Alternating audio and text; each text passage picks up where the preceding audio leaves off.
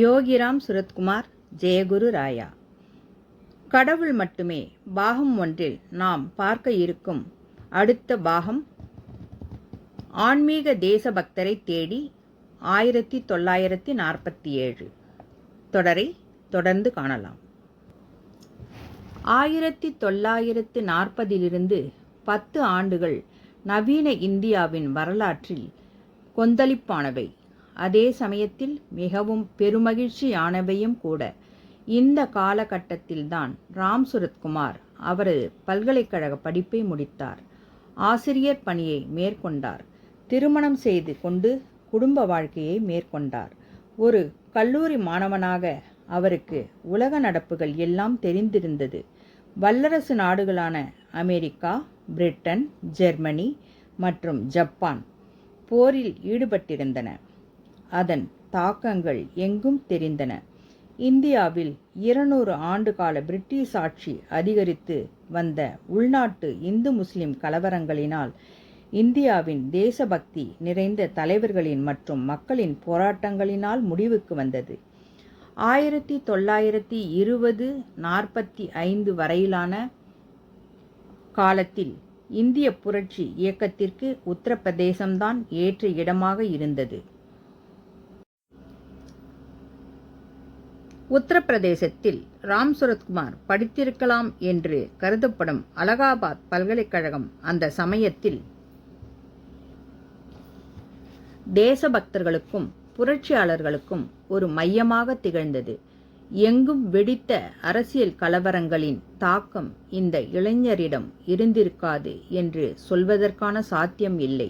புரட்சி நடவடிக்கைகளும் விவேகானந்தர், சகோதரி நிவேதிதா, ஸ்ரீ அரவிந்தர் போன்றவர்களின் எழுத்துக்களும் மக்களுக்கு வழிகாட்டியாக அமைந்தன.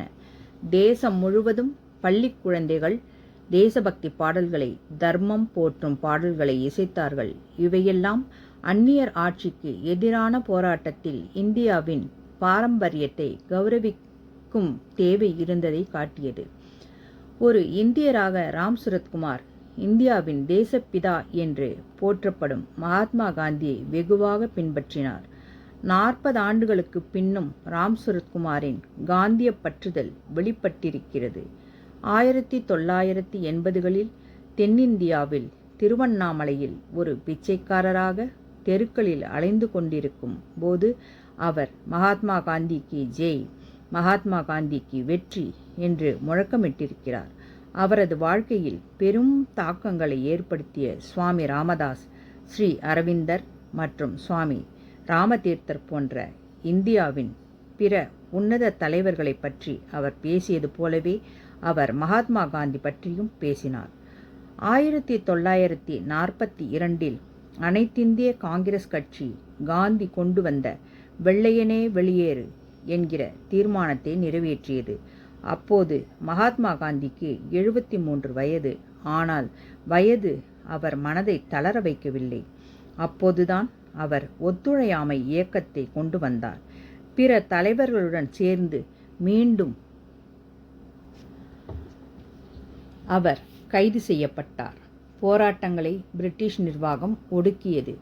1943 புனே அருகில் ஆகா கான் அரண்மனையில் காந்திஜி அவரது மனைவியுடனும் மற்ற குடும்ப நண்பர்களுடனும் சேர்ந்து கைது செய்யப்பட்டார். உடனே காந்திஜி உண்ணாவிரத போராட்டத்தை ஆரம்பித்தார். அவரது பேச்சு இந்தியா முழுவதும் தினமும் 2 முறை ஒளிபரப்பப்பட்டது. 1944 பிப்ரவரி 22 ஆகா கான் அரண்மனையில் காந்திஜியும் அவரது மனைவியும் மற்றும் பலரும் காவலில் வைக்கப்பட்டிருந்த போது காந்தியின் மனைவி கஸ்தூரிபாய் காந்தி மரணமடைந்தார்.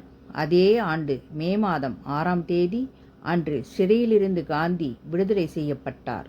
அவரது எஞ்சிய நாட்களுக்கு நிர்பந்தனையற்ற பொது மன்னிப்பு வழங்கப்பட்டது.